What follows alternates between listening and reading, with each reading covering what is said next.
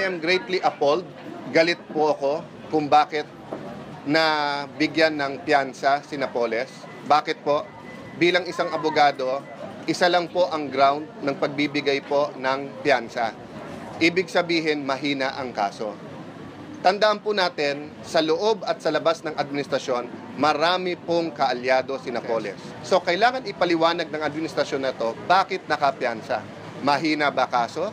Mahina ba yung ebidensyang sinabit nyo? Or may problema ba sa korte? Right now, I do not know why. Your answer or your speculation is as good as mine. Bakit ang tingin ng korte mahina ebidensya? The mere fact na pinayagan ng piyansa is very suspicious. Where to point the blame right now, I do not know. Alam mo, maraming kaso si Napoles, so inaasahan ko hindi siya makawala. Pero pag nakawala siya, ang pinaka magbe-benefit, Binay Bongbong. And why? Well, unang-una, yung mga kinasuhan are supporting Binay. And many of those with cases kay Napoles are supporting Binay. Okay. Bongbong is very close to Napoles and has put money kay Napoles.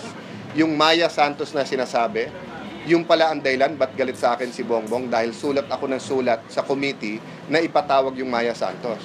Hindi ko naman alam na may kaugnayan sa kanya. Nakita ko lang yung pangalan na yon sa fertilizer scam. So fertilizer scam pa lang, pinapatawag ko na yon. Hindi ko alam kung bakit hindi siya nag-a-appear. No? So, pag ikaw si Napoles at may bilyon ka pang nakatago at takot ka na sa susunod na administrasyon, tututuhanin nila yung kaso. Sino ang susuportahan mo? Duterte Cayetano na paninindigan yung ebidensya at siguradong kulong ka? Duterte Cayetano na paulit-ulit si Mayor Duterte nagsasabing lalabanan niya ang kahit sinong congressman na pipilitin na may livelihood project. Kasi yung Napoles na yan, hindi mapupunta sa livelihood na tunay, sa bulsa ng politiko. So, we will be the last that she will support. Sa Rojas Rebredo, maybe.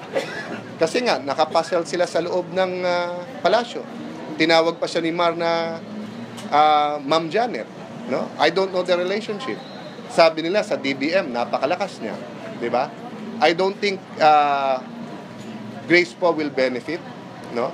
I think she's smart enough to stay away from the Napoleses of this world.